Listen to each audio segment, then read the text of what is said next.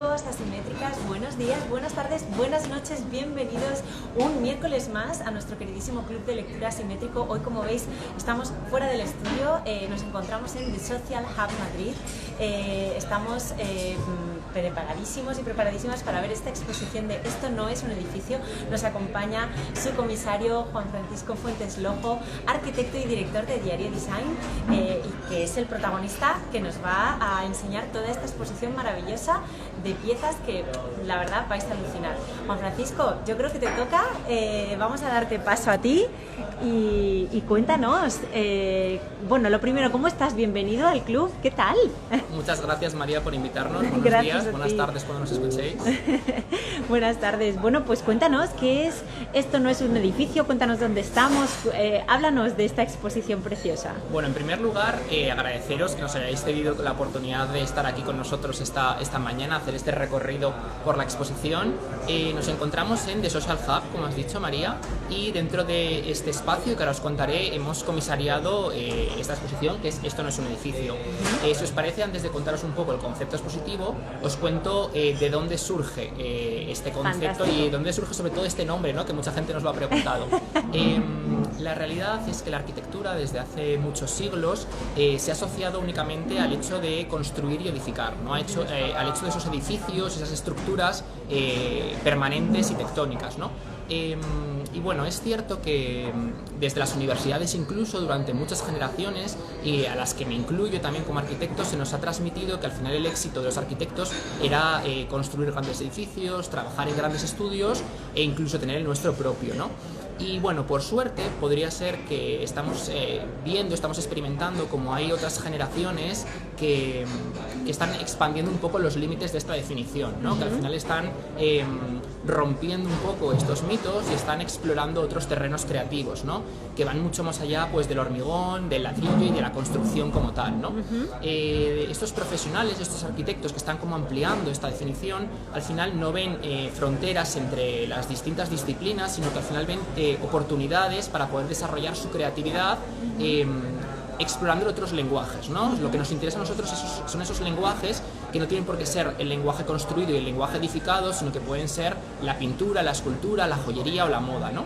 Y ahí es donde surge esta exposición, ahí es donde surge Esto no es un edificio. Cuando Madrid Design Festival, que al final es el contexto en el que nos encontramos, este gran festival que se produce en Madrid durante todo este mes de febrero y marzo, nos invitó a comisariar esta exposición en este espacio, en The Social Hub, nos pareció la oportunidad idónea y la oportunidad ideal, pues, para poder homenajear, ¿no? Esa capacidad de reinvención y esa capacidad un poco de exploración de esos arquitectos que están investigando esas otras líneas creativas, ¿no? Por eso esta exposición de Esto no es un edificio lo que hace es visibilizar el trabajo de 7 arquitectos que no se dedican a lo que la gente concibe como arquitectura, sino que han explorado, como decía, otros terrenos creativos.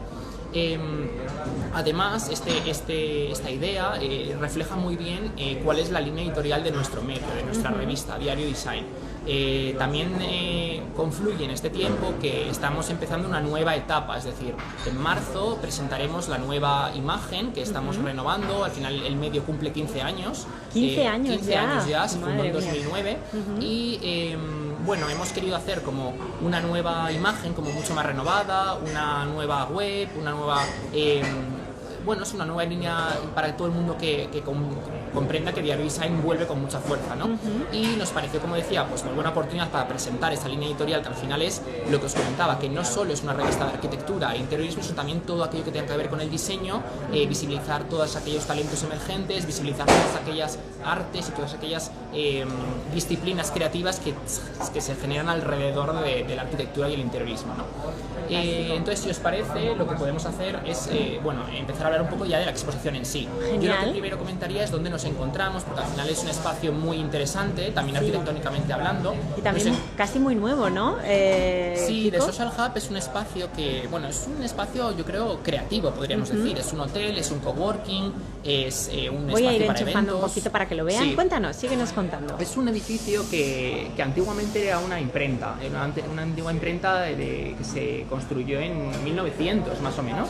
Y es curioso porque los arquitectos madrileños de Fenwick Iribarren, el estudio madrileño, lo que hizo fue una rehabilitación para adaptar, ¿no?, este antiguo edificio a un uso pues más contemporáneo y a poder alojar este espacio del Social Hub.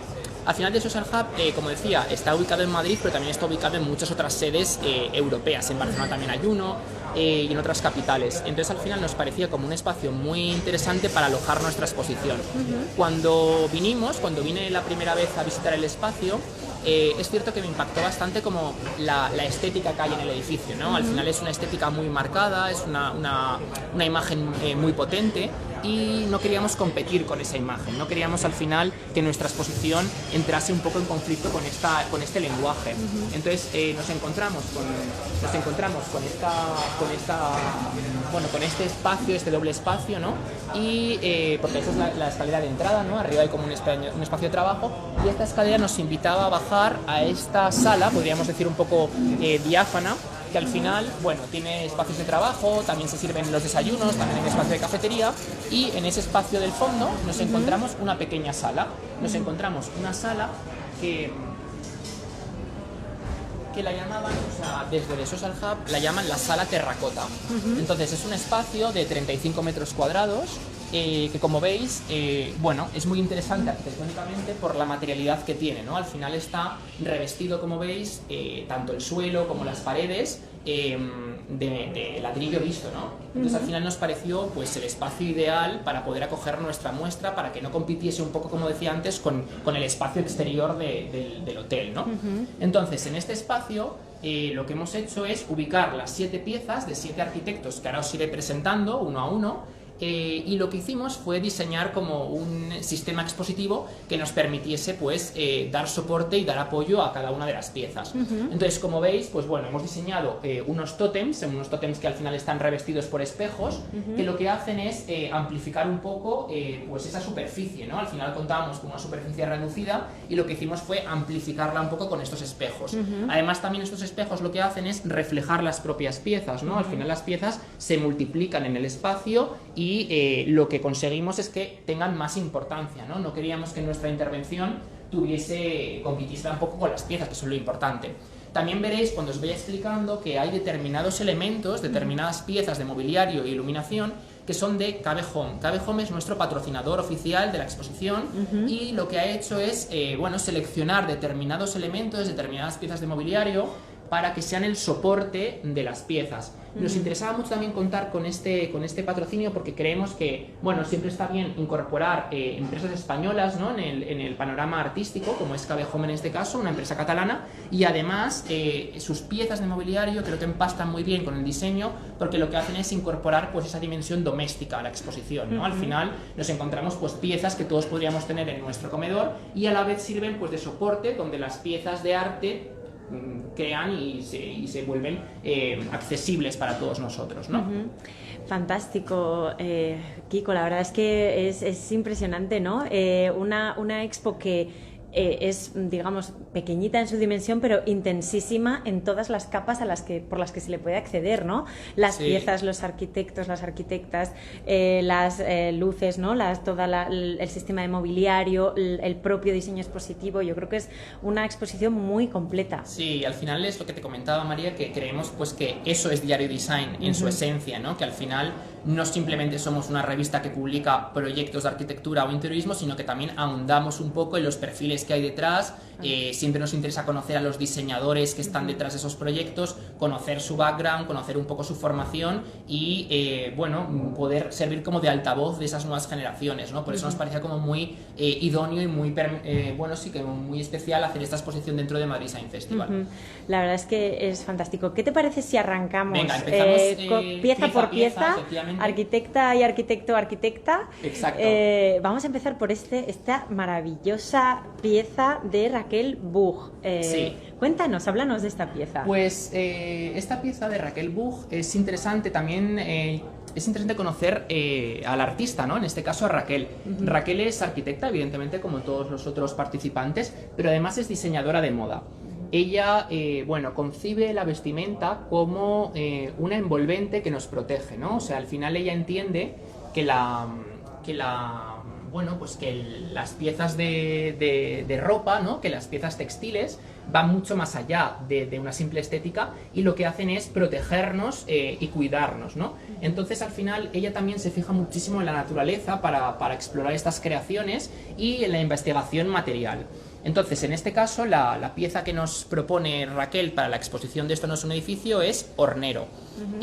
Hornero, al final, bueno, forma parte de una colección más amplia que se llama Nidos, y todas las piezas que forman parte de esa colección Nidos, como su nombre indica, se fijan en la naturaleza. Es decir, todas las piezas de esta colección se han fijado un poco cómo los animales, como los pájaros en este caso, hacen sus nidos y trasladar ese concepto a la moda. En este caso la pieza se llama hornero porque hace referencia al pájaro hornero.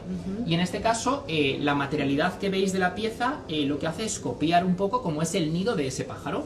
El nido de ese pájaro, bueno, está hecho pues de arcilla, de ramas, de troncos, con los que se crea una pequeña masa y se crea una escultura muy semejante a la que podemos ver en la pieza, ¿no? Entonces, en este caso, esa pieza escultórica que tenemos está hecha de papel maché con periódicos reciclados y, bueno, al final, como veis, es un busto, ¿no? Es como si fuese una escultura que tiene dos imanes en estas partes para que encaje sobre el cuerpo de la modelo, ¿no? ¿Dónde tiene los imanes? Perdona, Kiko, que no te he sacado. Aquí en esa parte de aquí y aquí abajo, entonces es una pieza que se abre en dos, se divide en dos y luego se encaja sobre el propio cuerpo, ¿no? Y al final un poco pues toda esta materialidad, toda esta bueno, sí, las formas estas tan orgánicas, al final pues reflejan un poco la naturaleza. O sea, lo que ha querido transmitir Raquel es transmitir ese concepto de nido a nuestro cuerpo para protegernos y para que sirva pues de protección natural, ¿no? También hay una cosa muy interesante en el material, lo que comentas, ¿no? Algo como casi de biomaterial, en el sentido de lo más cercano a la realidad de ese pájaro, ¿no? O de ese animal tan bonito, ¿no? Que te acoge y que te recoge un poco, exacto, ¿no? Y además es muy interesante porque las hemos decidido colocar esta pieza junto a esta otra, porque justo lo que comentabas, María, es la esencia un poco de estas dos piezas. Esta habla mucho de ese concepto de la naturaleza y de cómo al final la naturaleza nos puede cuidar, y esta otra pieza, ¿vale? Que es Vidas superpuestas, de la artista María Mayo, nos habla precisamente de los materiales, ¿no? Nos habla precisamente de cómo bueno, los materiales reciclados de la naturaleza nos pueden servir para producir obras de arte. En este caso, como decía, la obra es de María Mayo. María es doctora arquitecta y además es profesora de la Universidad Politécnica de Madrid, y ella bueno, investiga muchísimo también sobre materiales y sobre cómo esos nuevos materiales pueden también trasladarse a la arquitectura y nos pueden servir para construir un poco pues nuestros edificios y nuestras estructuras, ¿no? Entonces, la pieza que hoy nos enseña, que es la pieza que hemos colocado encima del tótem, se viene acompañada de estas piezas que estás ahora mismo mostrando, que estáis viendo en pantalla, que al final son el proceso de creación de la pieza final, ¿no? Lo que nos quiere aquí contar María es una reflexión sobre lo que sucede en la naturaleza. En la naturaleza no hay residuos, es decir, la naturaleza es sabia y lo que hace es reutilizar los residuos que generan unos animales y los reutilizan otros, ¿no? O sea, y al final es un ciclo cerrado. Entonces, lo que ha querido transmitir es que suceda lo mismo en el mundo artístico y en el mundo, pues, de la arquitectura, ¿por qué no? Entonces, lo que estáis viendo son piezas que están hechas de carbonato cálcico. El carbonato cálcico es un compuesto que está presente en la naturaleza, pues en muchos elementos, como pueden ser las rocas o como puede ser en este caso las cáscaras de huevo, ¿no? En este caso es el material que ha utilizado María, las cáscaras de huevo, como veis ahora en pantalla. Lo que ha hecho es extraer de esas cáscaras bueno, pues un componente que es el carbonato cálcico, que mezclado con unos aglutinantes naturales nos sirve para formar una pasta con la que producir un poco estas piezas, ¿no? Entonces al final, bueno, estas pruebas, ¿no? Estos retales nos dan lugar a la pieza final, que es Vidas superpuestas, que es esa reflexión, ¿no? De que al final, a partir de la biodegradación de unos seres vivos, podemos dar lugar a otros, ¿no? Y al final, pues hay una reflexión final que me pareció muy bonita que dice María, que al final cuando esta pieza acabe su vida útil, pues puede servir para abonar nuestro jardín, ¿no? Que al final se retroalimente un poco pues el ciclo y que no acabe como ningún residuo, ¿no? Que es al final lo que sucede en la naturaleza.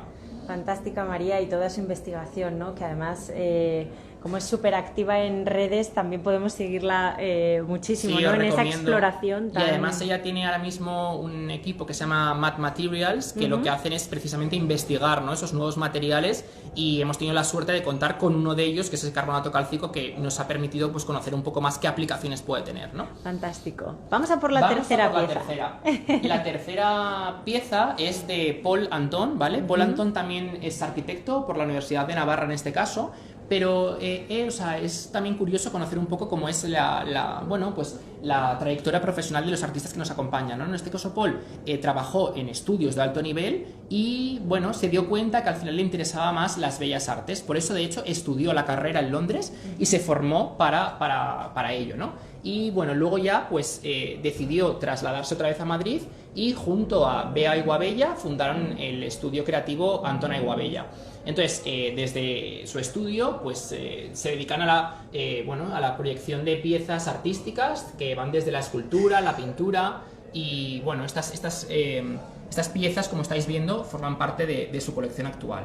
Estas piezas, se llama Tectonías, esta colección. Ahora mismo estáis viendo dos, ¿vale? Que son las que Paul nos ha cedido para esta exposición, pero al final están pensadas para que estén juntas siempre en pareja o en grupos de 4 o 6. Al final son una composición que es una composición mural para que estén, como decía, haciendo una estructura entre ellas, ¿no?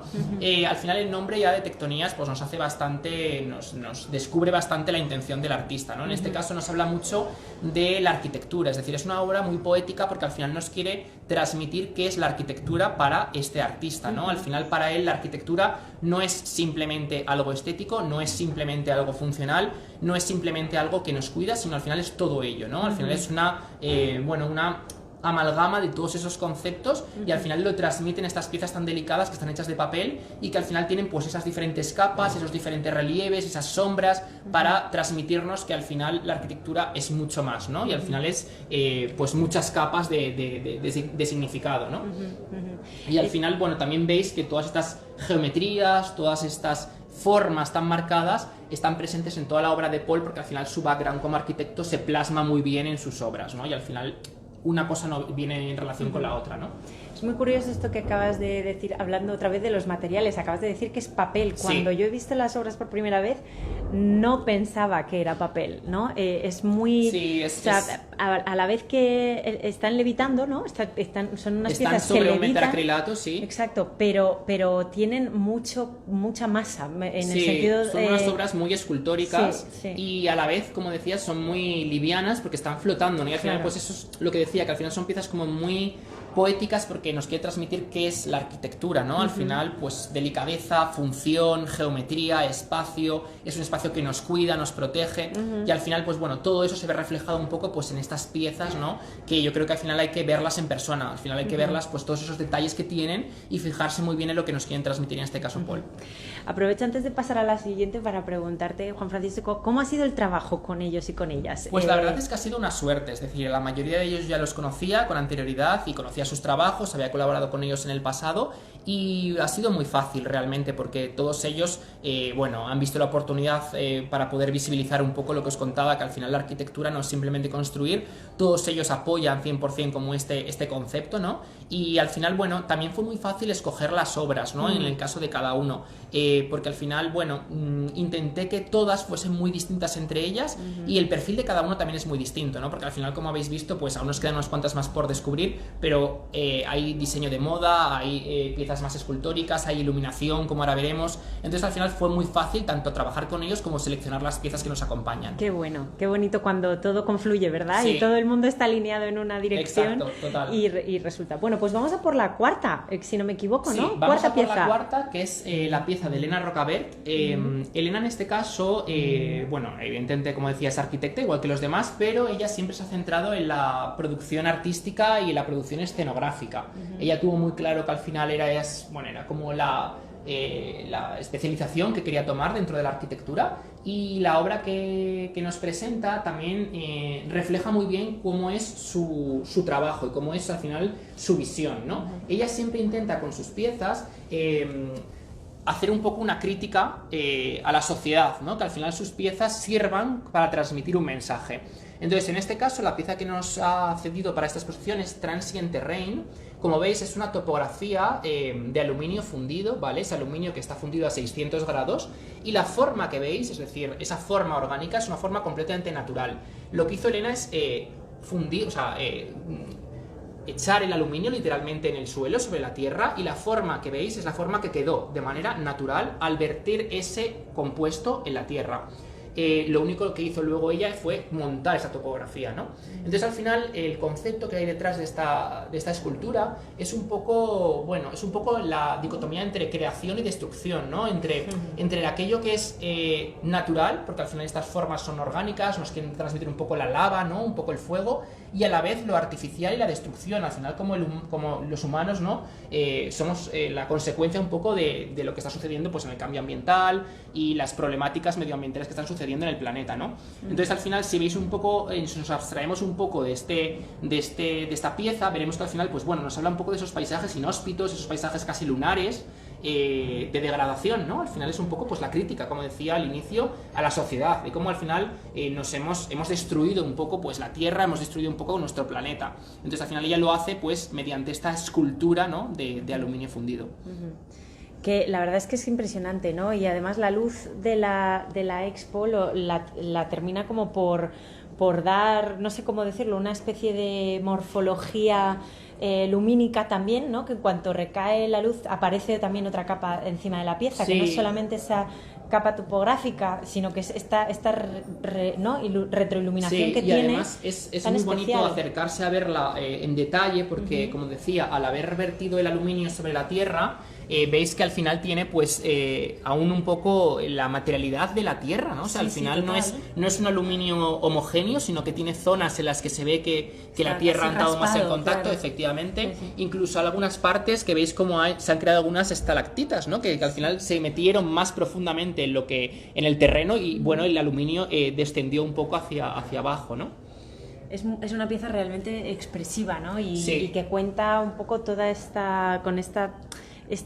discurso que nos cuentas, ¿no? Sí. Que nos transmites detrás, pues casi muy, no sé cómo decirlo, muy protesta, ¿no? En ese sentido. Efectivamente. Y luego también es bonito porque esta pieza concretamente se utilizó como escenografía en un desfile.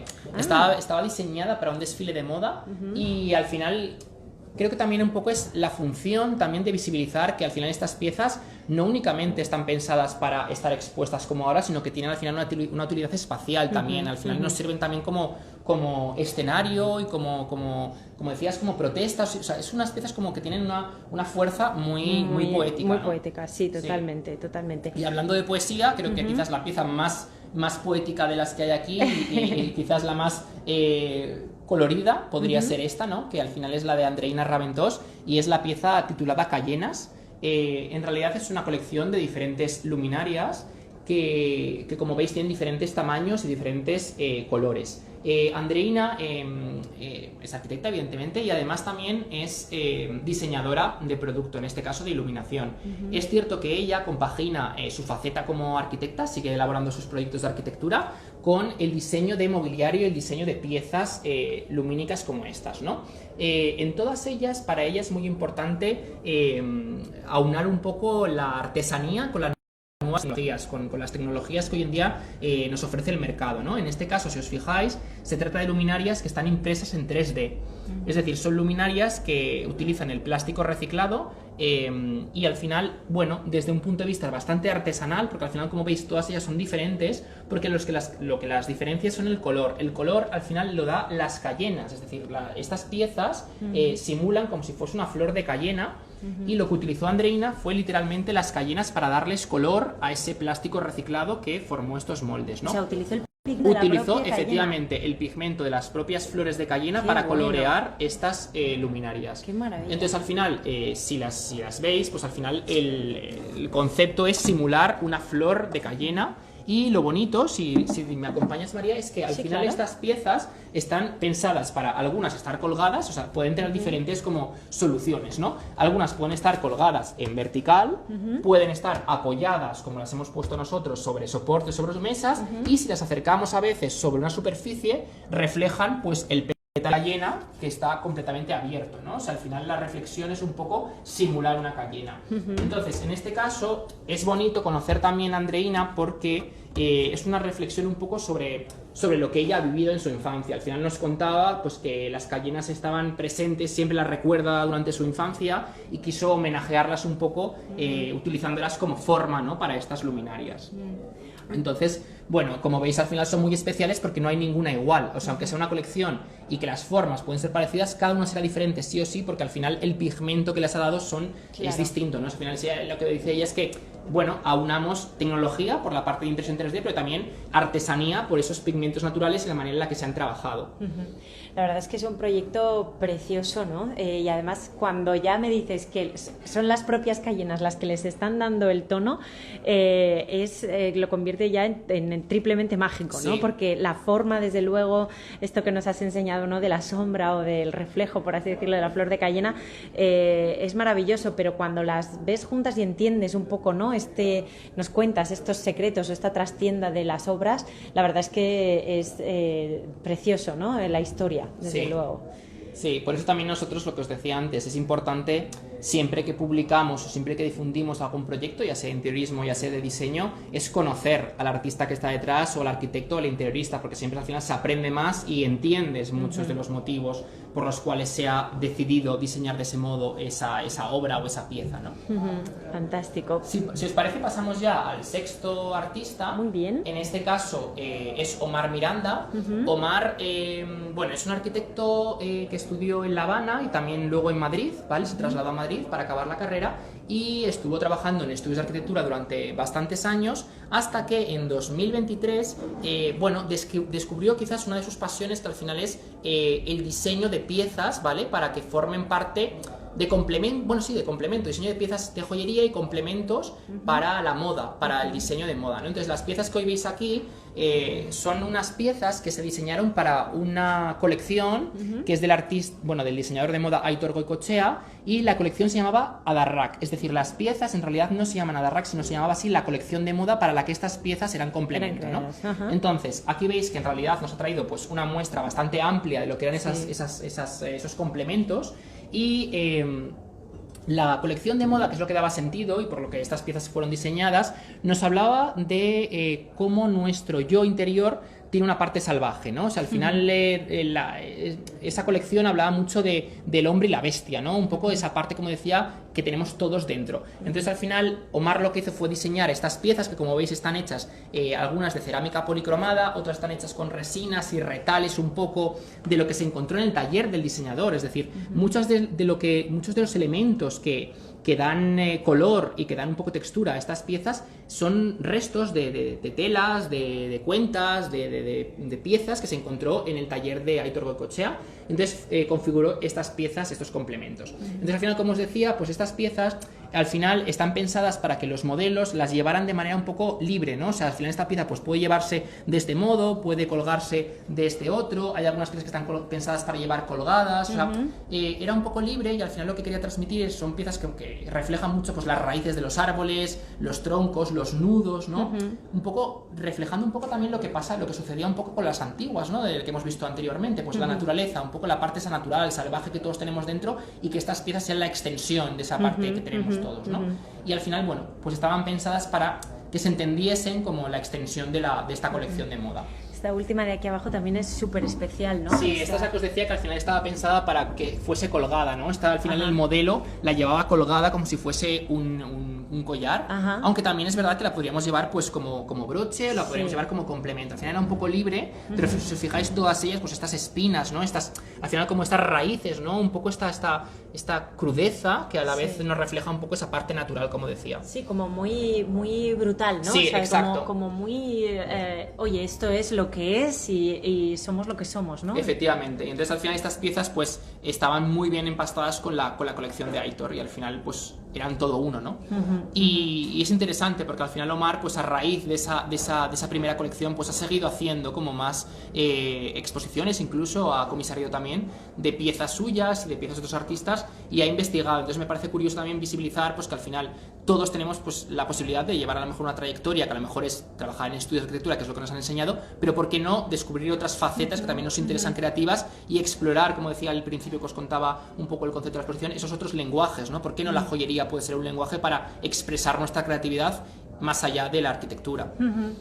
Y también entender que hay muchas derivadas, ¿no? de la profesión, el cambio de paradigma que ha habido en la sociedad. Yo creo Exacto. que hay que tenerlo en cuenta y permitirse salir del statu quo en ese sentido, ¿no? Y decidir, como estamos viendo, grandísimos nombres de arquitectos y arquitectas que se dedican y se van a dedicar y se han dedicado también a lo largo de la historia. Lo que pasa es que habría que sacar, ¿no? Habría que investigar y sacar, bueno, pues todos los diseños de mobiliario, los diseños de moda, los diseños de, ¿no? Efectivamente. El que problema, también son María, expresiones. El problema que yo he detectado trabajo es que quizás muchas veces hay muchos arquitectos que han tenido esas inquietudes, pero quizás desde la sociedad o incluso de los propios medios de arquitectura no se les ha dado visibilidad a esas otras tangentes, es decir, evidentemente, como decías, muchos arquitectos han diseñado desde históricamente piezas de mobiliario, pero quizás eran como el complemento a la arquitectura, ¿no? Era lo otro, no era lo esencial. Exacto. Entonces, al final, pues con exposiciones como estas y al final viendo un poco la realidad, vemos que hay profesionales que se dedican 100% a esta práctica y por qué no al final pueden complementar la arquitectura, pero no como complemento, sino como otra disciplina igual de creativa, ¿no? Sí, sí,